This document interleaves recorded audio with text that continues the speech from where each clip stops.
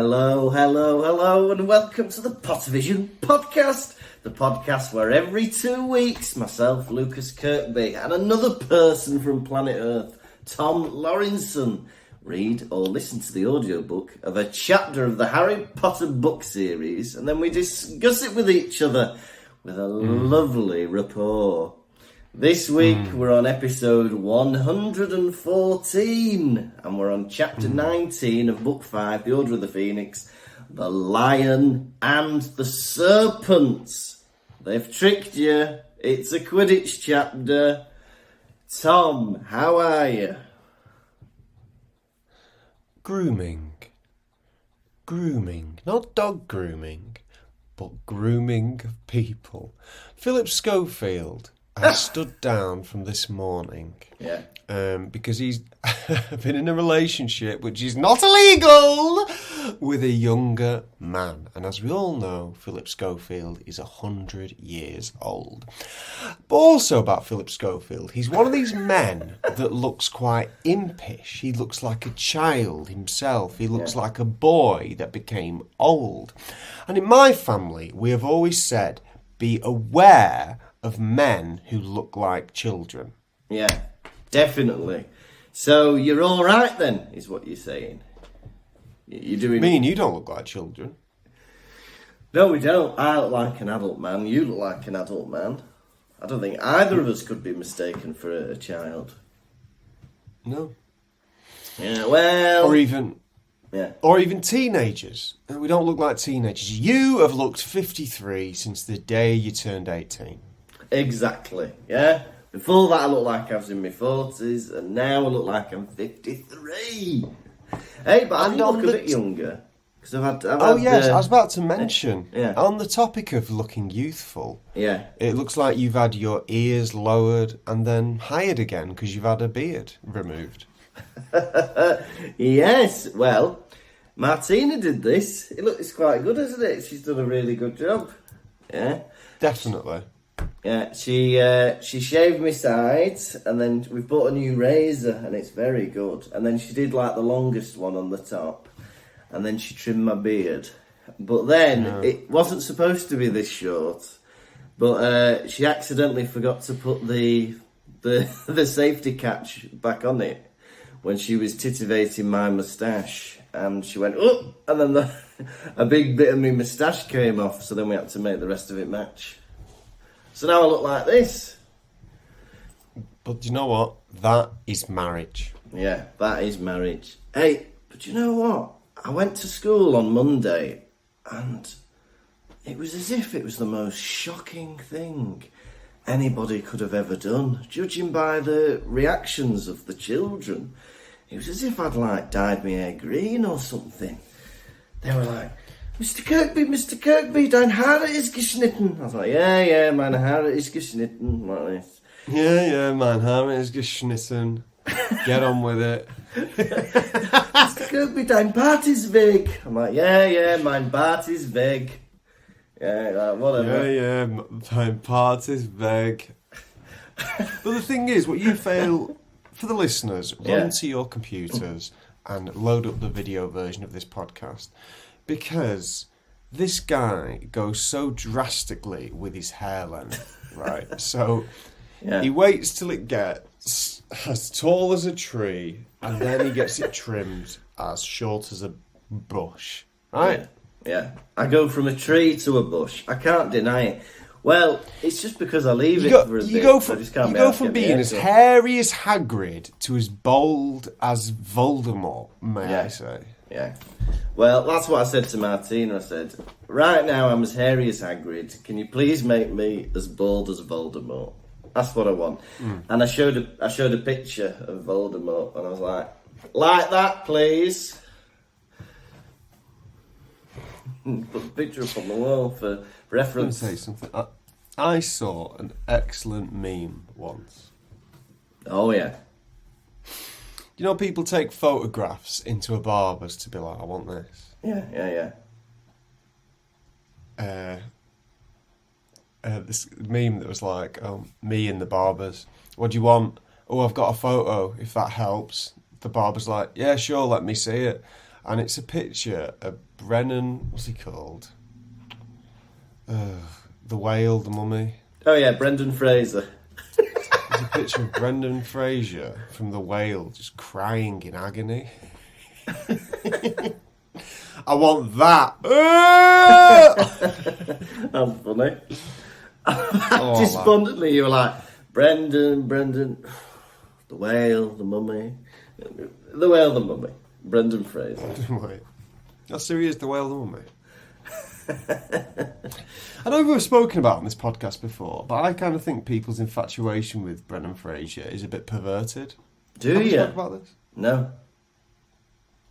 Because Brendan Fraser went away for a bit, and then he came back, and then the whole time everyone's like crying at him, like clapping at him, treating him like he's some child that's got something wrong with him.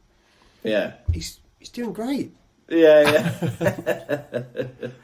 Yeah, no, I know what you mean. Like, because he got an Oscar, didn't he, for The Whale? And everyone's like, We must protect Brendan Fraser at any cost. We must protect. From what? Man's a millionaire with 3 strapping boys who are all over the age of 18. He's got enough protection. It is funny what, like, people can be a bit patronising online, can't they? Oh, poor Brendan. What can we do? We must protect Jack Black at all costs. From what? Man's got $100 million in the bank, and he's got some strapping young boys of his own. Has he? That's all you need, isn't it? Yeah. Strapping young boys. Hey, you're flying the flag for the stand there with your mug. Hey, it's the original logo that you're not allowed to use anymore because people don't like guns in pictures.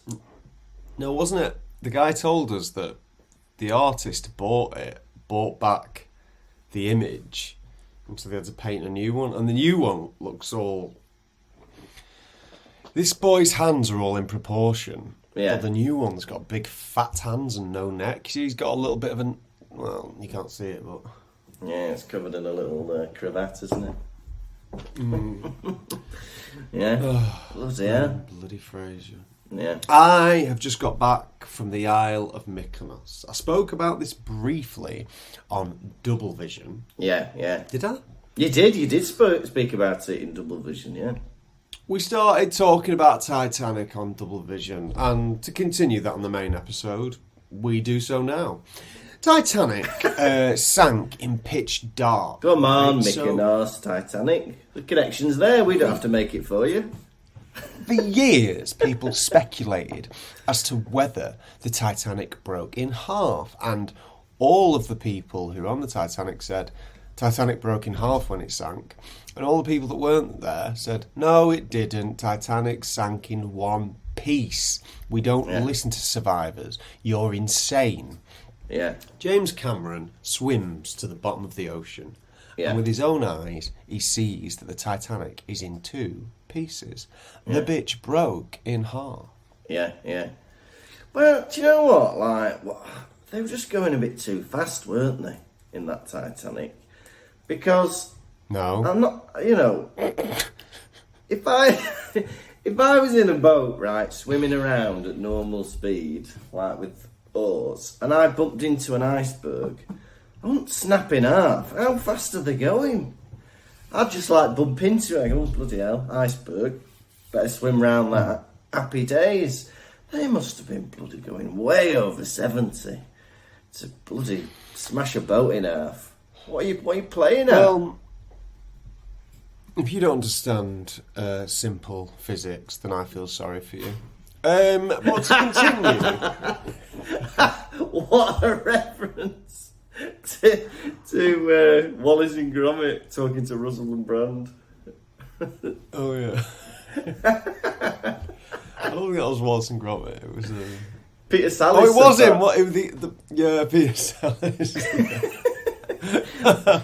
If you don't understand poetic language, then I feel very sorry for you. We are, of course, referring to when Russell Brand phoned Peter Sallis, who voiced Wallace out of the blue, and he tried to make a joke where he's like, you were in Last of the Summer Wine, and there's been like 38 series. How can that be Last of the Summer Wine? There's so much summer wine, how can that be the last of it? Well, if you don't understand basic poetic language, then I feel very sorry for you. Oh, it's good. Great thing to say when someone is being, I don't know, A bit of a tit. I was in Brighton. Oh yeah, doing your 3-show residency. How was that? How did that go? Fantastic. Day one, I'd sold some tickets, but a lot of the audience didn't turn up. 2/3 of the audience didn't turn up because they must have realised after they bought a ticket that the show was at 4 p.m. on a weekday. Yeah. I've gone, well, I'm not going to that. I'm at work. I'm at work. Boss, can I have the weekend off? Why do you want to do that? What, can I have Friday off? Why is that? I want to go see a man feel sorry for himself on stage. No. Look, I know you didn't let me have paternity leave, and I know you didn't give me that day off to move house, but can I watch Tom Lawrenson do an hour of stand? No. Well, I did the hour. It was fantastic. Had a great time. Yeah. And then, next day, I was like, I walked around Brighton, saw the sights. Yeah. Busy Brighton. Ooh. Oh, yeah. Busy. Yeah, yeah. A lot of nice things there.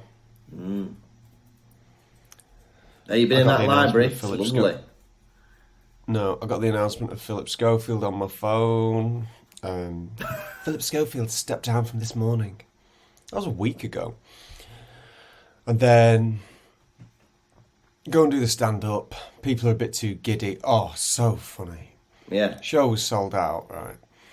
And I don't really check tickets on the door because I'm like, who's going to try and fake it? Yeah, yeah. I just trust them. Going there, stand on stage. I look to my left, and there is a wizard sat alone. An actual wizard? Or just an old man with a beard? Merlin from Sword in the Stone. Right. Long white beard. Yeah. Long white hair. And he's looking at me as if, like, he knows he's the odd one out. Because room is more or less full of people between the ages of 18 to 34. Right? Yeah, yeah. I think leave him. I think it'd probably be bad for the show if I pick him up and throw him out. Yeah.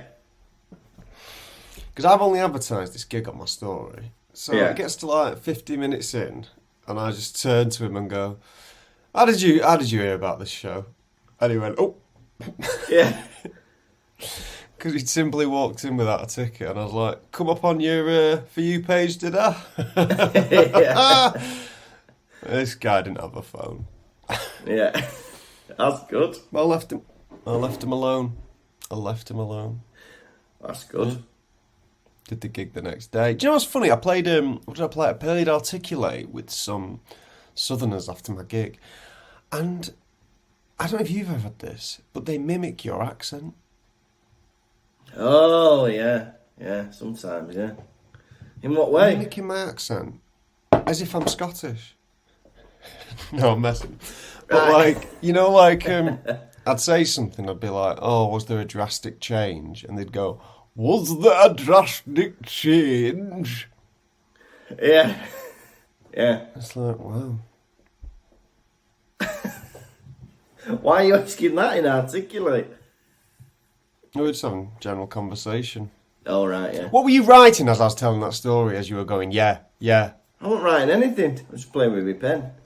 Hey, hang on. You have never said the phrase, was there a drastic change in your life? The years I've known you, I would never hear you say that sentence. If I said something like, oh, yeah, the audience were very different on Friday, you wouldn't turn round to me and go, was there a drastic change? You turn round to I'll me tell and you- go, what the fuck happened? I'll tell you the context of the story. Okay, come on. Yeah. Right. This fellow had a friend who wanted breast enlargement surgery. Right. Right. They couldn't afford it in the UK, so they decided to go to Turkey, where a Yeah. lot of Brits go to get their bodily enhancements. Yeah. So I wanted to know, was there a drastic change in size? Like, did they go from an A to a D, or was it just a C to an F, or something like that? How drastic was this change in size? I need to know. Yeah. I need to picture the bosoms which are being described to me right now. Yeah. The plot thickens. So this Yeah. person goes over to Turkey, right? They come back. They've got their new boobies, yeah. 1, 2, right. All of a sudden, they don't feel that well, yeah? Yeah. They're not feeling right. So after a while, they go to the doctors in the UK. NHS, please. I'll have that in the UK. Yeah. Yeah. And doctor says, well, it's clear why you're not feeling well. Doctor goes, you've only got 1 kidney. Right. And this girl goes, no, I have 2 kidneys. And the doctor goes, no, you've got 1 kidney. Look at this scar on your back. That was the point. The girl had a skin graft. So in Turkey, she noticed they'd taken some skin from her back. And she was like, oh, they don't normally do a skin graft when they do breast enlargement surgery. Right. But I guess they've done so with me for some reason, right? She didn't question it, went back to the UK, she had this skin graft on her back. Doctor goes, you've only got 1 kidney.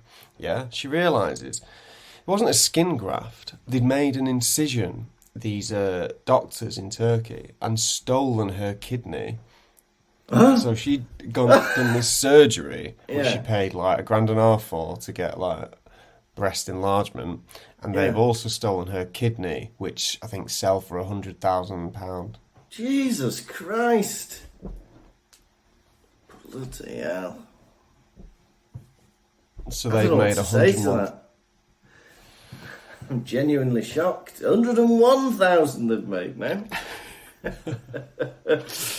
Bloody hell. Well, However, yeah. Well, I was thinking of getting myself some breast enlargements.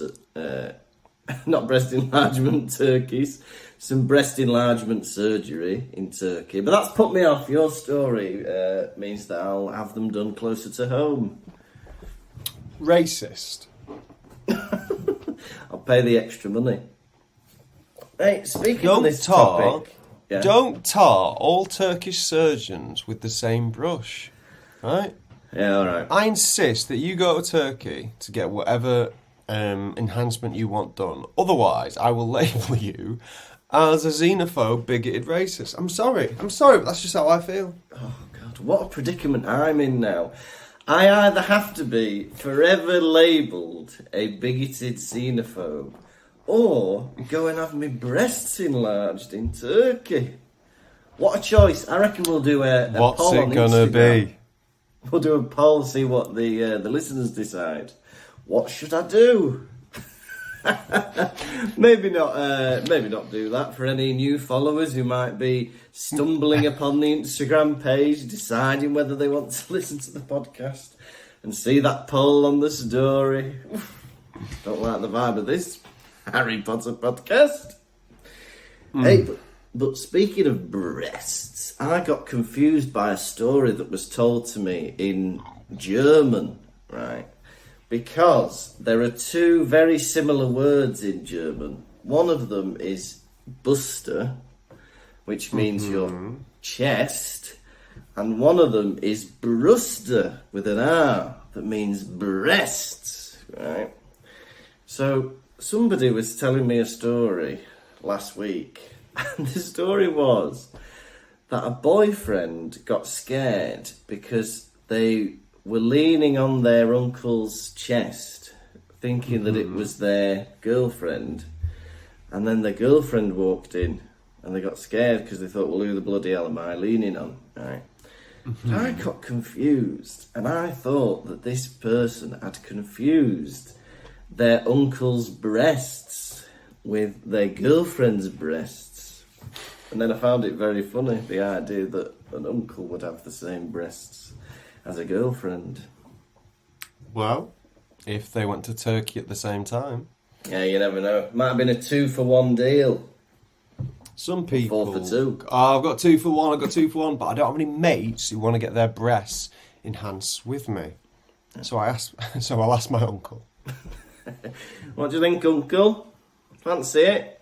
Yeah, alright. I was thinking about, sorry to make this a breast-heavy podcast, but I saw a documentary when I was a little boy about breast enhancements.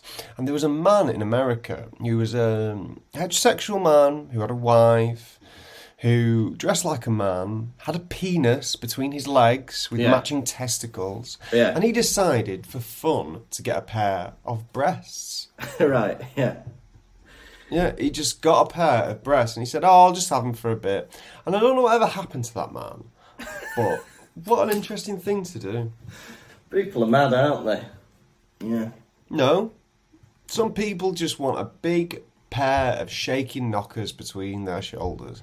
And if you're going to try and stop them, I'm going to do the best in my power to help them. I'll pay for it. Yeah, yeah. We'll use our Patreon money to fund them. Yeah. We've said it, we've pledged it.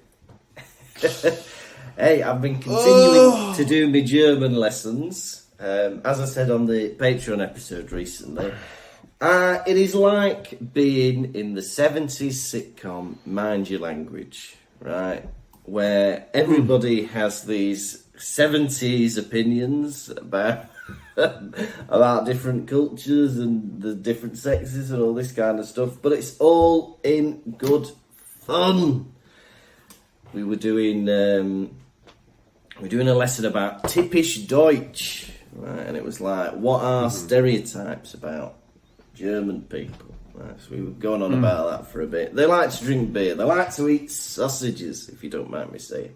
They like to be on time. All this stuff, right? Yeah.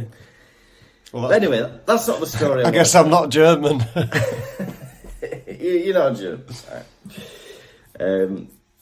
But one of the class members was wearing this hoodie, right? And I think when there's something on a hoodie that's in a language you don't know or understand, you're not bothered. You just look at the hoodie for, does it look nice? Does it fit? Are the colours nice? Yeah. Right? But he had the strangest thing written on the back of this hoodie, right? Yeah. So we were walking out of the language school, and I see the back of his hoodie, and it says on it, "Don't be fooled. Carbonara does not contain cream." Right. What does it mean? Who's made that? It's been puzzling me for about a week. So where's he bought that from? I don't know. Where's this man from? Is he... Most of the people in my class you? are from Albania, and there's a few from Ukraine, but it's mainly Eastern Europe. Maybe that's a catchphrase. I reckon so. As they say in Albania, don't be fooled. Carbonara doesn't contain cream. Yeah. They say it before every mealtime. Yeah. It's very strange. Don't be fooled. Carbonara.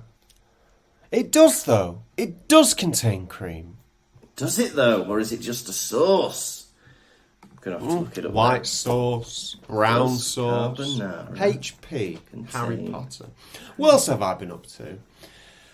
It contains no cream, just eggs and cheese. Don't be fooled. Let me tell you something. I went to the gym in Brighton, yeah. Oh, yeah. I thought a little workout done.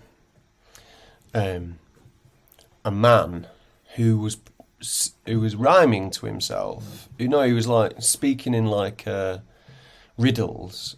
Decides to come work out with me. He goes, hey, take your headphone out. I take my headphone out. He goes, can I jump in with you? I'm like, yeah, all right. He puts the weights on the highest settings, and he's like, yeah. I'm like, bloody hell. Then he starts singing. As I'm working out, he's singing a make-up song towards me. He's got his headphones on, and I'm like, there's nothing plugged into them. And he's going, baby, I wrote a song about you, baby. Last night, baby, I wrote a song. I was like, that's not a song. It sounds like one. He jumps in again, right? Whenever he finishes his set, he turns to me and goes like this. That'd have motivated me to keep going. I'd be like, I want to stick around and see what this guy's up to. He goes, what are you doing here? He goes, what are you working out? He goes, you doing chest? I went, yeah. He goes, nice. You doing legs? Nice. I could get away with being in a gym. Easy. Put my headphones in. You doing arms? Nice. All you have to do, big tip, if you've never been to a gym before, right? Sit down, person next to you, look at what they're using, right, for this exercise. Are they using their arms? Then you say, using your arms? Nice, right? Are they using their legs? Using your legs? Nice one. Yeah, it's dead easy. You can fit in like a chameleon at the gym, blend into the surroundings. Yeah. Do a big thing like that, a big stretch. Go, oh, that was a good one. We've been doing this podcast for like 3 years, haven't we? Yeah, feels like that, doesn't it? What a slog. But also, everything is cyclical. Yeah. I was listening to an old episode the other day, and what a different podcast it is. Thank you for all those who have continued to listen. This is not... It's like... In the olden days, people would make a journey from the middle of America to like California or something. You go, there's nothing in this dry desert wasteland. This land is barren. We can't do anything with it. It's the depression's happening. Yeah. Let's drive to California where there's gold in them hills, bro. Oh, yeah. Really old gold. So you'd get in a car. By the time you got to California, you'd be with a completely different set of people than what you're left with. People would give up on the way. Yeah. They'd die. They'd get married. And they just think, you know what, I'm not doing this anymore. By the time you go to California, different car even, different set of people. That's like me and you with this podcast. Oh, it's a completely different vibe. Now, we seem to be keeping up with current affairs such as the King's coronation. Yeah. Philip Schofield grooming people, right? Yeah. It's mad. And I, for one, am in the belief that things need to evolve. Harry Potter podcasts need to be less about Harry Potter and more about two men with an international relationship which they keep up over video. Yeah, that's true. It's evolved, hasn't it? Well, you can let us know. Like somebody emailed us saying he wasn't happy with how it had evolved. we got Really? Yeah, we got an email from somebody saying that we don't seem enthusiastic anymore, and we don't talk enough about Harry Potter. But that has been weighed out by other people who say that they want us to talk more bullshit about our lives. They prefer the catch-up. Load the email up. Nay, man, shame. Nay, man, shame. I'm gonna kill this guy. How dare he comment on my enthusiasm? Hey, it wasn't. I think it was both of us that we were told. But it's fair enough. I think you can always send an email if you want to, voice a criticism. It was done in a very nice way, actually. And I would rather that than to affect our ratings on. Did he leave his name and address? Yeah, we'll be around there next week. No, genuinely. Like, I feel like if you're going to comment on the performance of me and my colleague, I should be able to comment on you. I will come to your place of work. I will come to your house. I will take a look at you and your family and see all the levels of enthusiasm going off there. Is that what you want? Because thing is, listeners, this is a two-way thing. Yeah. Right? Yeah. Yeah, exactly. Well, wouldn't it be nice? I think it'd be nice if I came round with a little clipboard, looking at this guy going, oh dear, did you see that smile your wife gave you? She's not in it anymore. Well, that's the thing. It's a two-way thing. We've had over 100 five-star reviews, and for every one of them, we've gone round to their house and we've given them a big smile and a thumbs up for about an hour. To encourage them. We do it with I've everybody. given them a card that I've written the number 10 on. 10! 10! We like to praise you. Yeah. Well, to praise you like we should. Doom, doom, Now, Tom, enough of this unenthusiastic catch-up. Well, actually, let me say this. What? We had a campaign to try and get to 100 more patrons. Oh, yeah. How did that I go? think it's gone up. I think it's gone up one. So thank you so much. We'll not be going to Disney World or whatever we decided. No. But I decided. Tell you what, give me an available weekend, and I'll just come to Germany anyway. Yeah. And If you want me there, I won't come otherwise. If you don't want me there, I won't come. And thanks to you listeners, he's going to pay with his own money, and I'm not going to have to pay for half of his holiday. So thank you so much for not signing up to the Patreon. That's lovely of you. Yeah, come whenever you like. We'll exchange details, and you can come and visit me. And we've got a mattress here that you can sleep on with pillows and everything. Mattress. I thought you had 2 bedrooms. No, you're mad. We've got 1 bedroom. What do you think about this? But what do you think about this whole Philip Schofield thing? For I think you're obsessed. For overseas I think that's what's going on. Philip Schofield is a presenter of a daytime TV show that has been on the air for years. Philip Schofield has been in the heart of so many controversies. For a man who is being accused of grooming someone, right?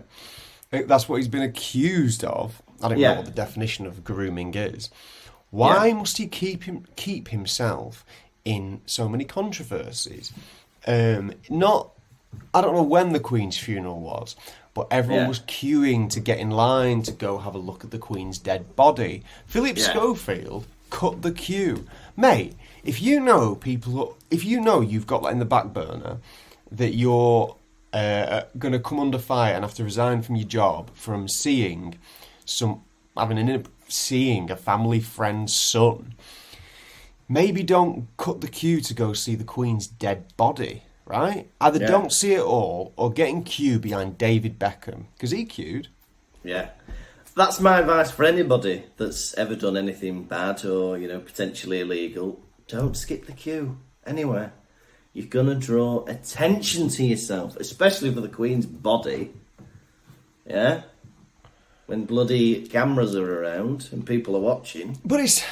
Also, why were people so obsessed with seeing the Queen's corpse before it was set alight or buried? I know. It's just going to be her, but asleep, looking like. But I suppose it's an opportunity to get up close, in it, where you wouldn't have that normally unless you did Duke of Edinburgh or tried to Would you say assassinate that you've always been a big Philip Schofield fan? No, I've always been very indifferent about Philip Schofield. I couldn't really give a shit. Well, who would you say you're more of a fan of, Philip Schofield or Christian Bruckner? Well, I don't know who Christian Bruckner is. If you had to say. If I had to... that's risky, because I don't know who Christian Bruckner is, for all I... If you had to say. All right, I'm going to say that I'm going to risk it, and I'm going to say that I'm a massive fan of Christian Bruckner. Who is he? Right. Christian Bruckner is the lead suspect in the disappearance of Madeleine McCann. He's a German, so I guess that's why you're so into him. I don't know, like, is that why you moved over there, to be closer to him? I don't know. But at the minute, German officials are saying, we think it's him, right? Christian Bruckner has written a little letter saying, I didn't kill Maddie. And he's written a sunflower, drawn a sunflower going, not guilty on it. And I think he did. Yeah. Oh, but, like, come on. Weird. Like, with all these disappearances and stuff and kids going missing, the most crucial, like, the biggest chance you've got of finding them is in, like, the first 24 hours or whatever. Why are they still using resources on this? It's like 15 years ago now or something like that. I don't know who's paying for it. I don't know anything about it. Yeah. I don't really think we should be talking about it, in my opinion. You brought it up with buddy Jerry Bruckner or whatever he's called. Says me. I'm sat here with the #1 Christian Bruckner fan. Yeah, well, bloody hell. All I think is these resources, should be better spent on more, things that have happened recently where they've got a bigger chance of finding missing children. Have you got any planned holidays this year? Yeah, speaking of holidays, no, not really. I'm gonna go to Edinburgh when you're gonna be there. That's a holiday for me. Are you going on holiday? Yeah, I'm going to go to my month off in August to work for the month. Yeah, that'll be my holiday. It is my holiday. Apart from that, nothing planned at the moment. But yeah, who knows? You never know. Might get a sneaky weekend away somewhere. But yeah, I'm still waiting for this house to be sold. But maybe when that's sold, we might do something. Any nice. updates for that? Yeah, there's been an offer that's been accepted, which is very exciting. But I'm not getting my hopes up because anything could happen. But all being well, it might sell. But it's just all the checking up, and they have to get a mortgage and stuff. So there's been some developments on my leak. Oh yeah, how's it going? I've just had a look, and it appears now mould is forming on the leak. So I've got mould and leak. Hey, there we go. Some people have a delicious bowl of leeks and cream. I've got leeks and mould. Yeah, leeks and mould. Lovely. Hey, but here's my advice. Get yourself your mould spray, right? Spray it and leave it. Then spray it and leave it. Then spray it and scrub it when it's dead. And Tom, I'm being dead serious now. Nip it in the bud today. The thing is, some things on this podcast never change. One, I go in and out of being healthy. I go through, every month I do a complete cycle of eating like a pig, being a slob, and then getting back into it. It goes round and round and round. And then 2, mould never ends. 3, Lukas can't sell his house. I know. Some things never change. I think the only way we can stop these cycles is if we stop the podcast completely, like that email wants us to do.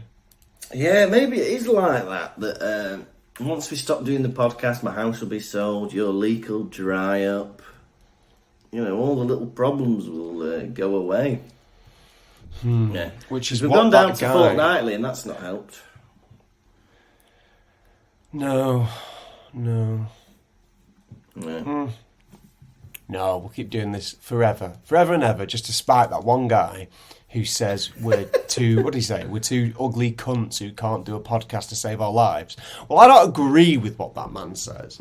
I think me and you are two handsome young men who set aside time and put out a good podcast. Yeah, right? Exactly. Yeah. Anyway, we're 40 minutes in. Do you fancy a chapter rundown? Harry Potter. Yes, please. Chapter 19, The Lion and the Serpent. No, it's not two animals fighting each other. It's a Quidditch chapter, and Ron is getting bloody nervous. He can't eat his breakfast, he's shitting himself so much. But the time comes, and the Slytherins have cooked up a very nasty song to put him off. Right, Weasley is our king. It always goes in the ring, he always lets them in, right? And he's getting very distracted by this. It's upsetting him. And in the match against the Slytherins, he lets in 4 goals, right?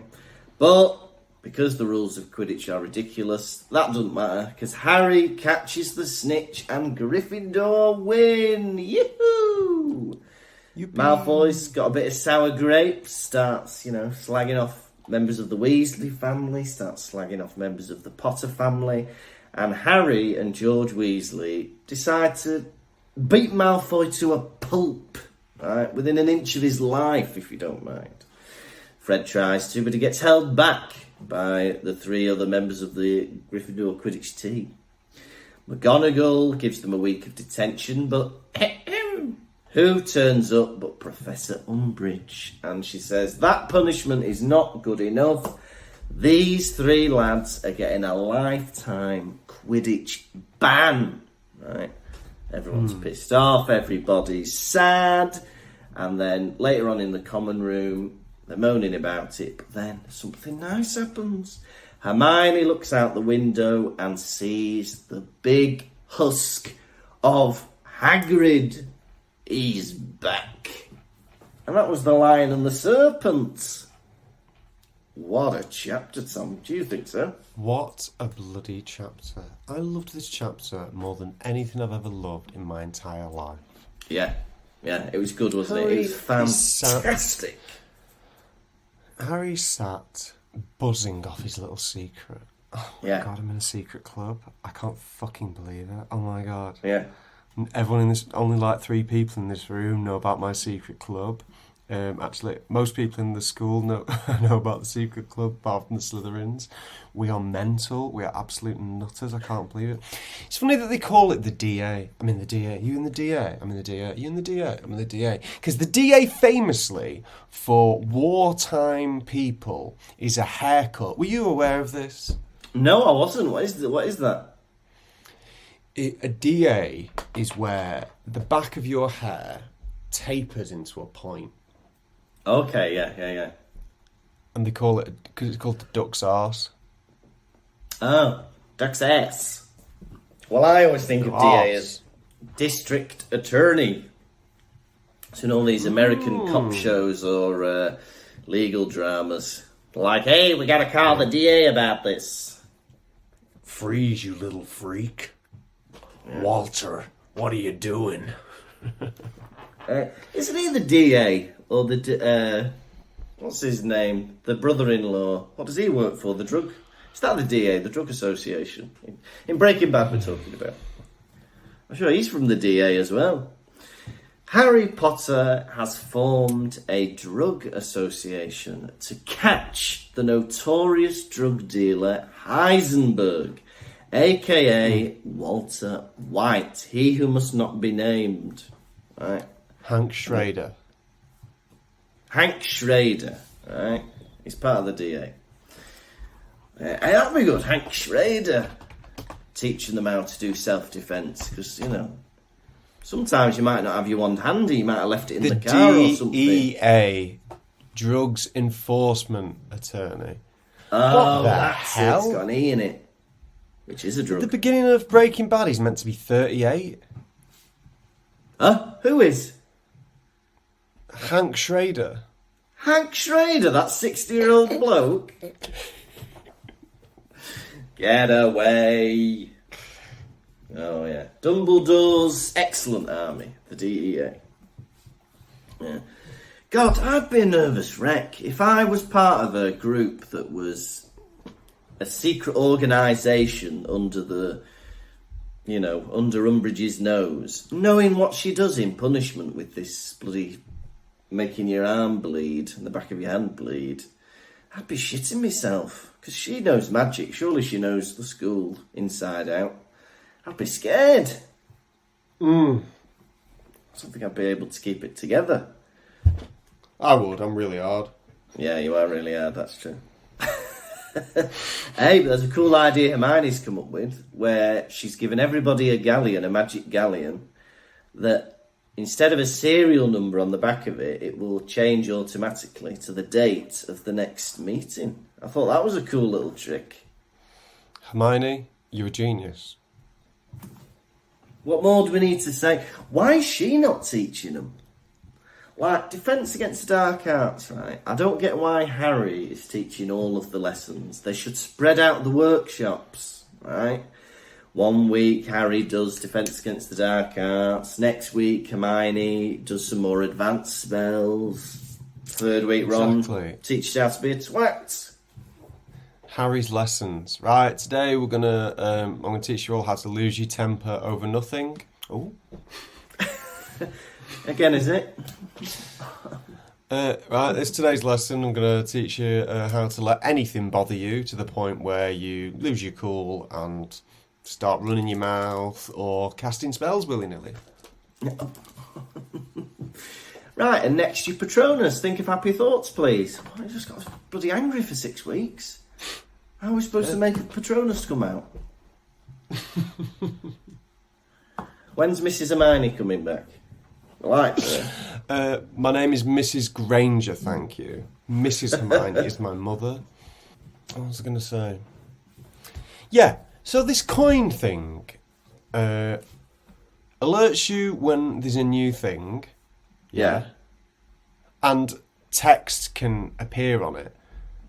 Yeah. Why do they never utilise this ever again? Yeah. It's fantastic.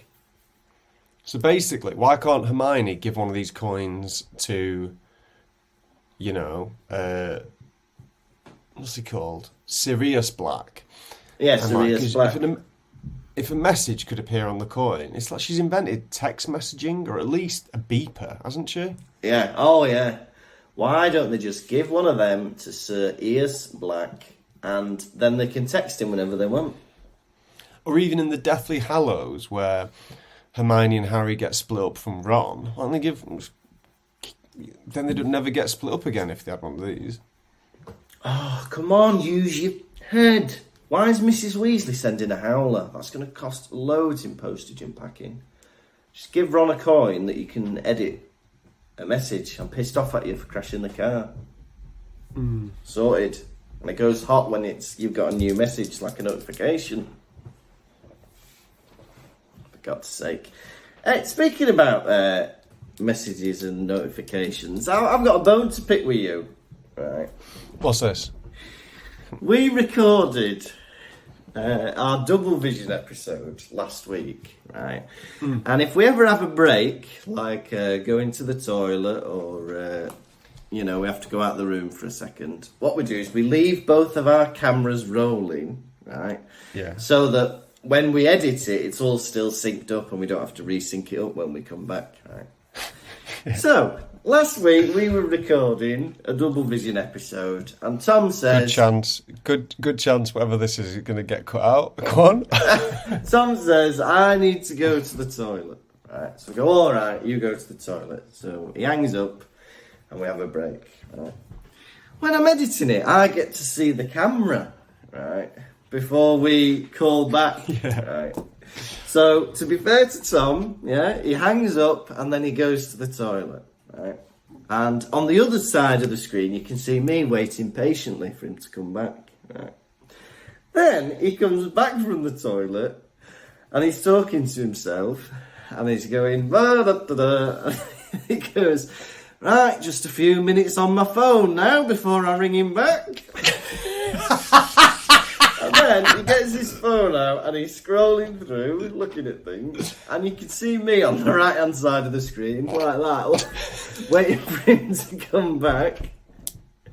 And then he goes, right, that's that, puts it down, rings me back, and he goes, right, come on then. Let's carry on. Thing is... Yeah. You need your breaks. Yeah, the you thing do. is, as a man... It's impossible to listen for an hour non-stop. Oh, yeah.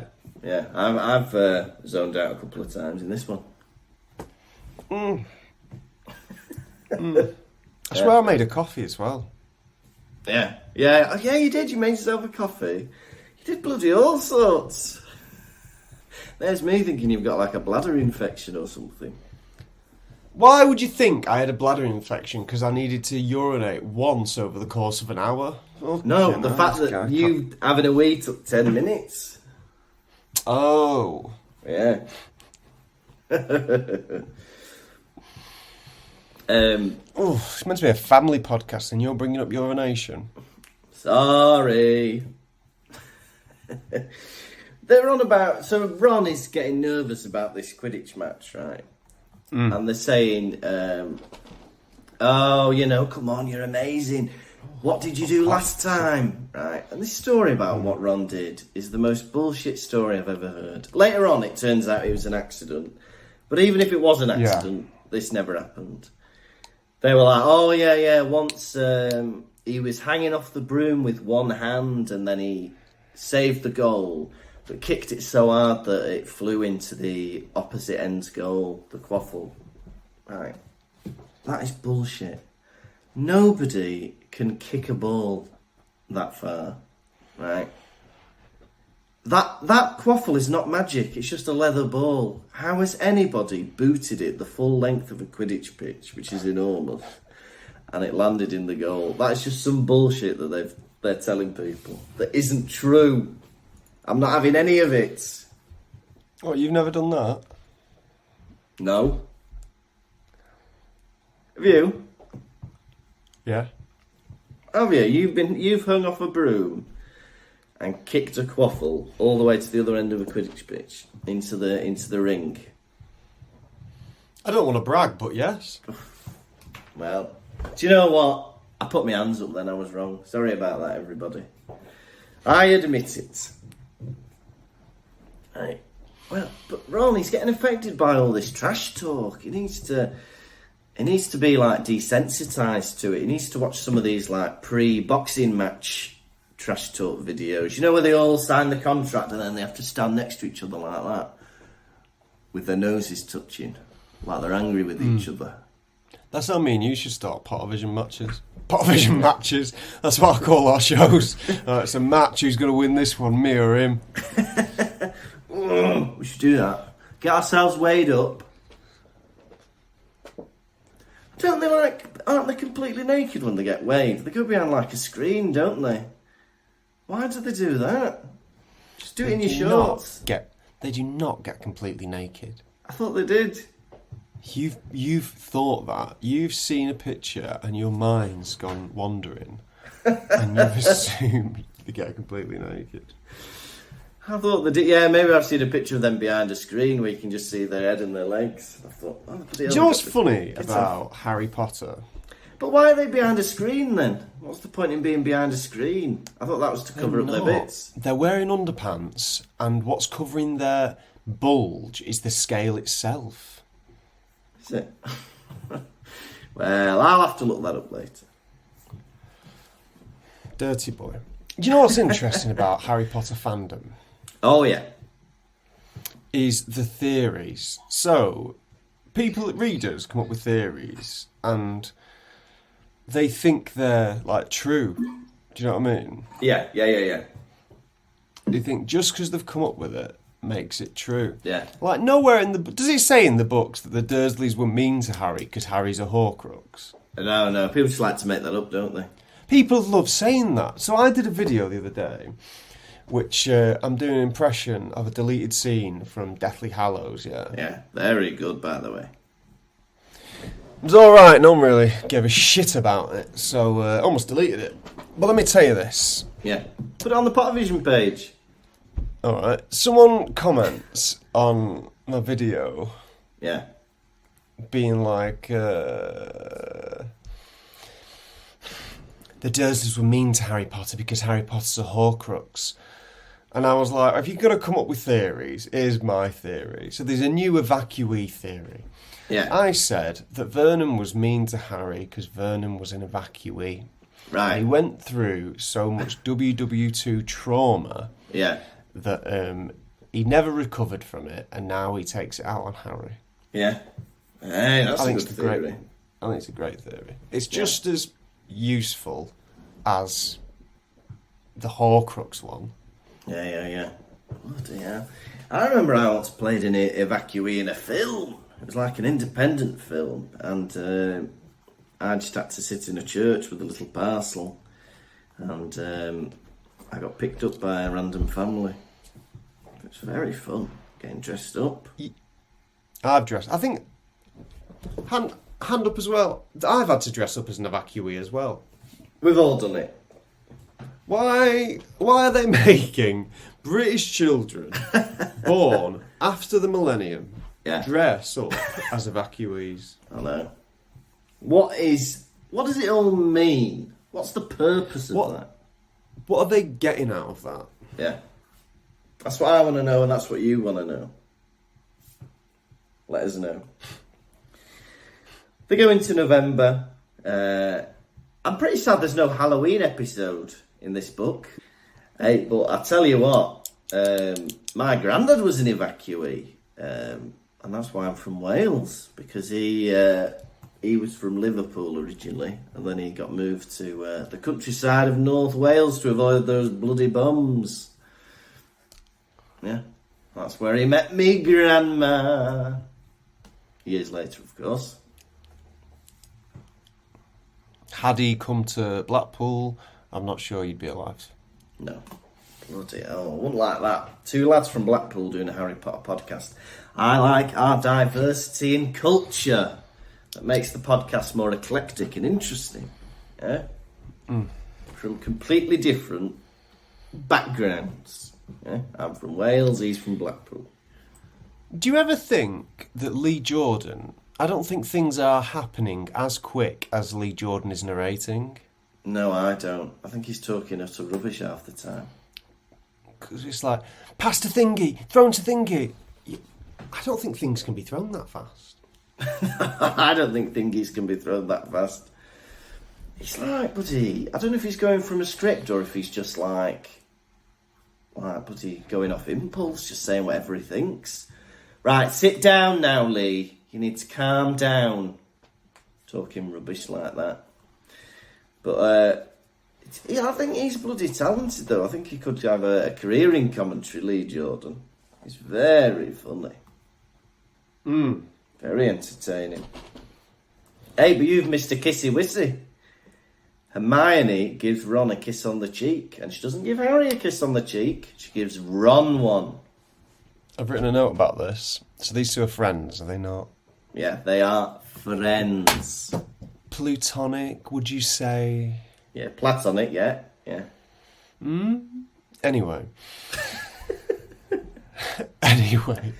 How They come are you've never given tectonic. me how come before a gig you've never given me a kiss on the cheek to be like, good luck? Because I think that you would hate it. You would not like that to happen. Am I right?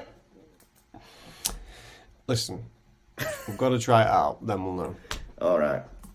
So, before our first Edinburgh show, or maybe before Derby, or Manchester, all the dates are available on the website, I'll give you a big smacker on the cheek, and we'll see if that improves the performance.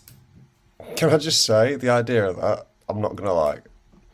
No. That's why I've never done it, and the fact that I don't want to do it either. That's the other side of the coin. Well, then we don't have to do it. All right. If both of you don't want to do it and no one else wants you to do it, you don't have to do it. Thank you. Do you remember when we did that? We did before we started the podcast, we did like a Pottervision live Q&A. Yeah. And your brother-in-law signed in anonymously. And I think he was trying to troll us, but we just took his question seriously. He was like, "Oh, would you kiss each other for $5,000?" And we were like, "Yep." Yeah. Yeah, props. Yeah. Yeah, props. Yeah. That's bloody old run at Edinburgh, that. Warum nicht? Why not? Hey. Oh. Right. I think J.K. Rowling, right, the author of these books, has realised that Quidditch is boring, right? She realised this in book 2 when she added Malfoy to the Slytherin team, right? She's realised it in book 4 by not having any Quidditch.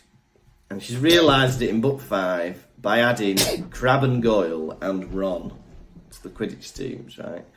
She thought, how can I make this bearable and slightly more interesting? And the way she's done that is she's put in people that we already know. And I think by the time we get to the 7th book, we'll have McGonagall in goal, we'll have Snape as the Seeker, and we'll have Filch as the referee.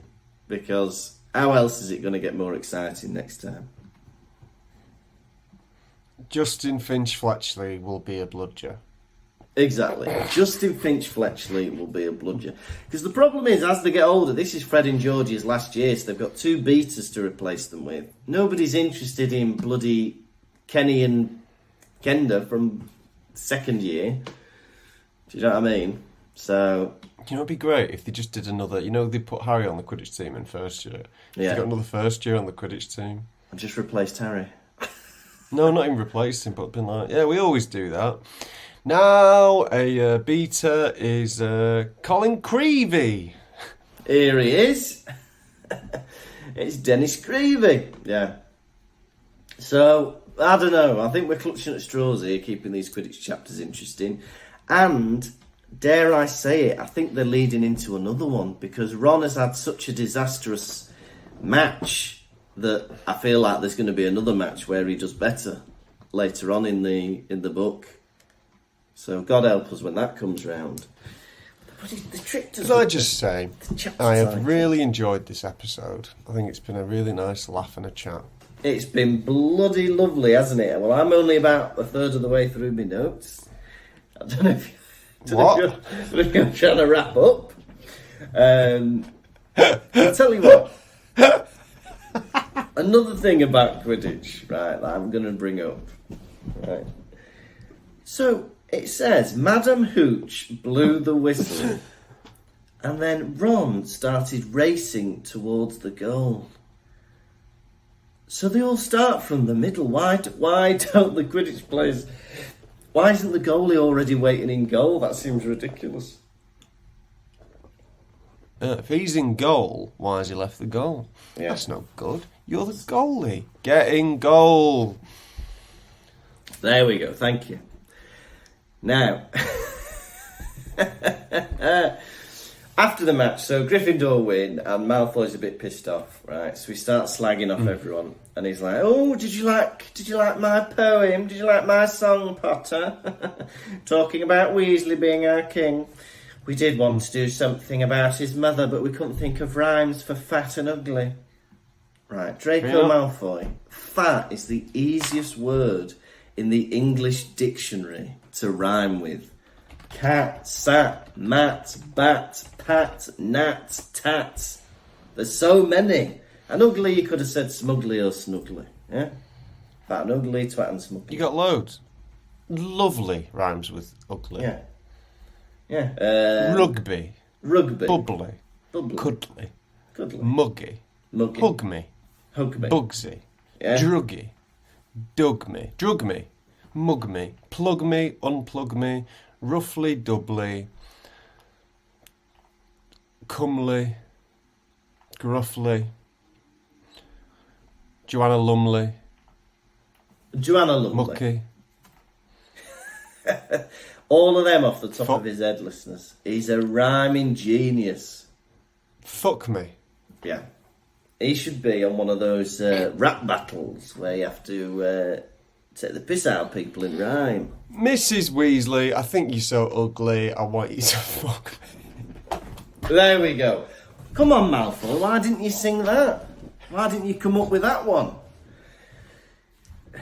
Mrs. Weasley, you're so ugly, but you do look quite snuggly. Come on. Alright, never mind. And they have a fight. Harry and George beat the shit out of them. A bit of excitement at last, right? But this really irked me, right? McGonagall is telling them off. And she goes, "Oh, there was no need to do a muggle duel." Right. A fight is not a muggle duel. It's a fight. We fight. We beat the shit out of each other. It is not called a muggle duel. There were fights before there were wizarding duels, I'll tell you that for now. There weren't first wizarding duels and then suddenly somebody had the first fight and they thought, hey, we call that a muggle duel. I'm going to use that next time I'm in a fight in a pub. Someone's starting on me. You want a muggle duel, dear? You want a muggle duel with me, pal? What? Hey, leave him. Don't muggle duel him. He's not worth it. Hold me back. I'm going to have a muggle duel here. Hold me back. What's that? I don't know, someone holding his hands up. Hold me back. Hold me back. Hold me back. I want a muggle duel. Oh. Hold me back before I do something I regret. Yeah. And what do you think of Umbridge's punishment? Do you think a lifelong ban is appropriate? From what? Quidditch? Yeah, they're not allowed to play Quidditch anymore for fighting. Lifelong? I'm only in this school for another 3 years. Yeah, what, are you telling me after I graduate I can't come back and play Quidditch? Imagine that, you're in your mid-20s and your teacher comes up to you playing football. I banned you from doing that. Yeah, in school, I'm an adult now. I can do what I want. It's funny, in the Deathly Hallows, Snape has become head teacher of Hogwarts or something, and Hogwarts, like, you know, is Umbridge? No, Umbridge isn't that. But, like, it's under Voldemort's rule, isn't it? Yeah, yeah. I'm surprised there's any Gryffindors even bothered turning up. I'd take all my... If I was a wizard, like Dad, I'd be like, right, let's just go to Bermuda. Yeah. Right, normal school for you lot. No, I want to do magic. At what cost? You want to be with him? They can't seem to locate anyone, ever, can they? The only time they can find people is when they're at their actual houses. Yeah. Do you know when they go for Luna Lovegood's dad and he's at his house? They go for the Weasleys, they're all just at their house. Yeah. If Voldemort ever wants to go missing, he goes to a forest in Bulgaria, doesn't he? Yeah. Romania, Right. I think, yeah. Somewhere. Something like that. Albania. Yeah, Romanian forest. Somewhere. One of them. He calls up the Kardashians and he says, take me to Armenia with you. I want to live like the Kardashians do. But they don't seem to be able to locate people. So why not just go to a different country and be like, oh, it seems Voldemort only wants control of the UK. Let him have it. Yeah. Yeah, exactly. He's not bothered about Europe, is he? Although maybe that's his, that would be his next attempt. Yeah, but I'm surprised he didn't have more. 'Cause it seems like all of his followers are just from the British Isles. You think he'd have like a bit of support from, wider reaches. I wonder how long it would take Muggles to accept that wizards exist. So if you're in the UK and wizards start taking over, it'd be like COVID. People aren't going to believe it for 2 weeks. Oh, this will all blow over. And then all of a sudden, you're being roasted like a spit over Voldemort's dinner table. And you're like, bloody hell, they weren't joking, were they? Oh, I feel like a right sausage. Literally. Yeah. I know. Well, I think people would think, even if they saw it on the news, they'd think it was like a hoax or a prank or something. Or like, I don't know. I think people would just not believe that people can actually do proper magic and would think it's some kind of trick. Yeah, because anything you see, unless you see it in the flesh, you're going to assume it's like an effect or CGI or something.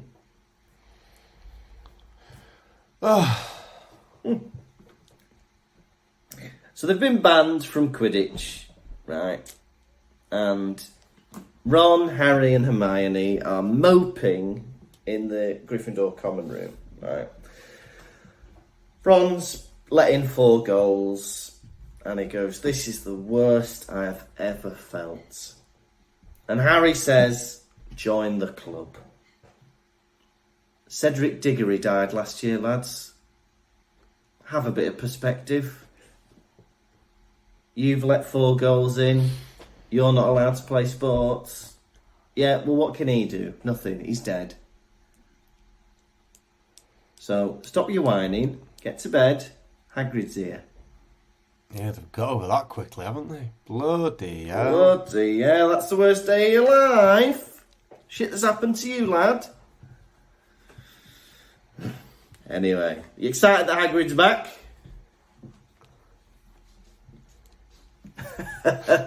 Where's he been? What's he been up to? I'm excited to find out in the next chapter. Trying to recruit the Giants for the Wizard War 3. You had to spoil it for me, didn't you? WWW3, World Wizarding War 3. Exactly.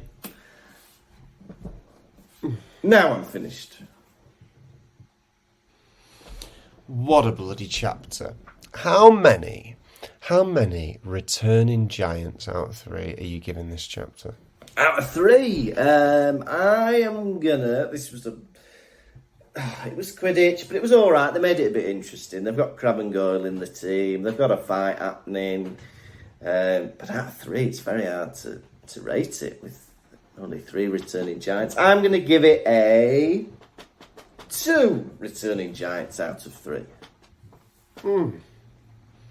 I like this chapter because it had a lot of personality going on in it. So I love chapters where there's loads of different characters coming in and out. Fred, George, Ron, Hermione, Leave Jordan, Draco, Malfoy, Crabbe, Goyle. Oh, Pansy Parkinson. Oh, so many people. It's got to be for me 2 returning Giants out of 3. Perfect. Oh, I wonder if you've got any quiz-like things lined up for me. Last time, 2 weeks ago, I'd written a quiz and you just brushed over it. Did I? Oh, I know. Somebody emailed us asking why the quiz wasn't done. Well, because there was no fanfare about it and I didn't get told. I was like, I guess people don't want the quiz anymore. Oh, I think a lot of people are going to miss the quiz if it doesn't come back. I don't know. Hashtag bring back the quiz or hashtag new segment. Hashtag new segment. But one segment that's definitely going to be staying is Hedwig's Droppings. That means Hedwig's Droppings has become the nation's favourite segment. Hey! By the fact that it's the only segment left, it's the nation's favourite segment, Hedwig's Droppings. We're not alluding to owl poo. We're not alluding to ploppings. We mean the messages you send in to Hedwig's Droppings. Number 1 segment in the show. What's in a beak this week? So, this week we have got a 5-star review in Hedwig's Beak. And this is from Spider-Gwen. So Spider-Gwen says, I've been listening on Spotify this whole time, but I moved to Apple Podcasts just for Double Vision and to leave this review. Tom and Lukas are genuinely the funniest people, and they somehow make you forget that Harry Potter has anything to do with JKR. Oh, there we go. So thank you very much for your 5-star review, Spider-Gwen. We've also got 3 new patrons since the last time we did this. And the first patron is Andrew Pollard, and he's a baby Harry. Andrew Pollard. Yes. Andrew, picture a man. He's waiting for a date with a woman. He's sat outside a French restaurant. It's a blind date. Lady turns up. As soon as he sees her, Cupid's arrow strikes. Oh! Hits him in the gut. Her as well. Hits her in the gut. They sit down, they have a lovely meal, conversation flows, wine is glugged. One thing leads to another. They are back at his apartment and they are having sex. Unprotected, right? The man climaxes. 9 months later, a baby is born. This baby is you. I am delivering the baby. I'm the doctor. Highly inappropriate. I pull the baby out of the canal, hold you up to the light and think, I cannot resist. The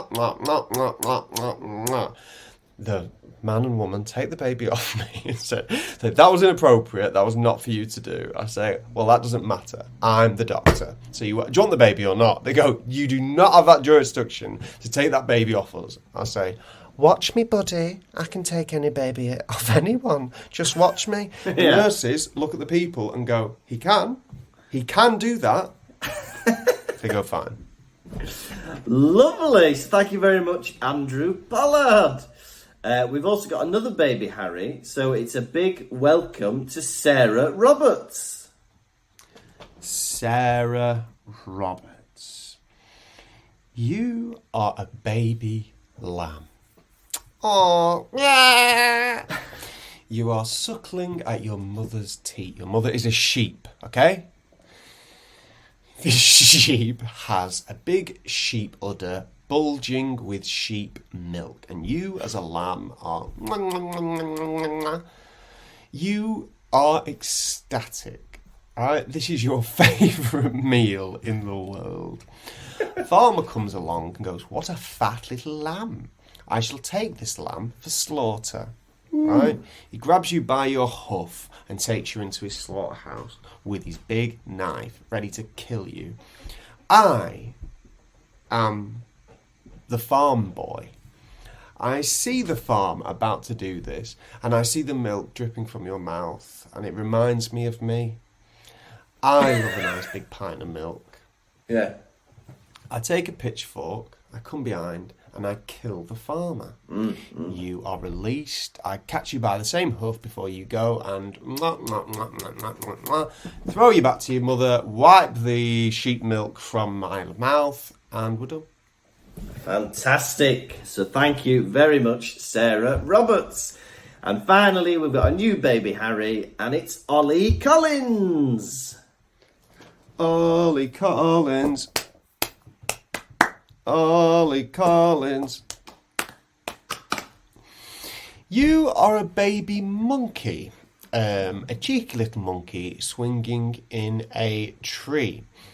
Your mother has given birth to you, and you are now off the tits. You are not a monkey who's being breastfed anymore. You're a little bit older. Bananas are your tipple. Bananas. Right? You are eating bananas, loving life. Cheeks stuffed with nana. Delicious. All of a sudden, though, Mummy's away. You are choking on banana.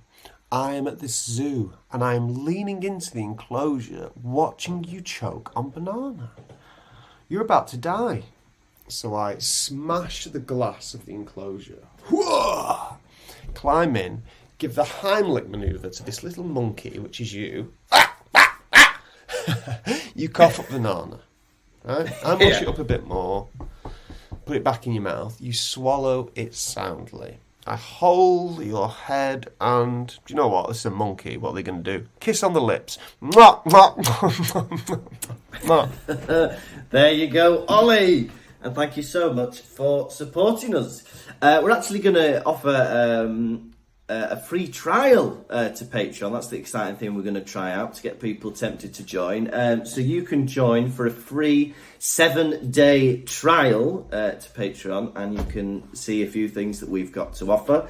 And then if you like it, at the end of the 7 days, you can decide to stay. And if you don't like it, you can bugger off and not spend a bloody penny. So if you want to try out a 7-day free trial, that'll all be available by the time that this episode is released. So you can definitely check that out. There's loads of bonus episodes. There's 55 bonus episodes, or maybe 54. There's a lot. There's things you can access as well. Extra videos, tour diaries, all sorts of stuff. So definitely check that out. That was the end of Hedwig's Droppings. This has been the Pottervision podcast. Thank you so much to everybody for listening. We have got shows coming up in July and August. On the 27th of July, we are previewing our festival show in Derby. On the 28th of July, we are previewing our festival show in Manchester. And then we're in Edinburgh for August from, I think, the 4th till the 27th, except on Mondays. And you can come and see us do some new bits alongside some classic bits as well that people have laughed at before. All the information is on Pottervision.com and all the links are there. We'd love to see you at one of these shows. Next time, we are on episode 115, chapter 20 of book 5, Hagrid's Tale. You have been a stunning Tom Lawrenson. And you've been a beautiful Lukas Kirkby. Goodbye. Pottervision. Thank you for listening to the Pottervision podcast. The music was performed by Jack Evans. If you'd like bonus content and to support the show, you can visit patreon.com/Pottervision.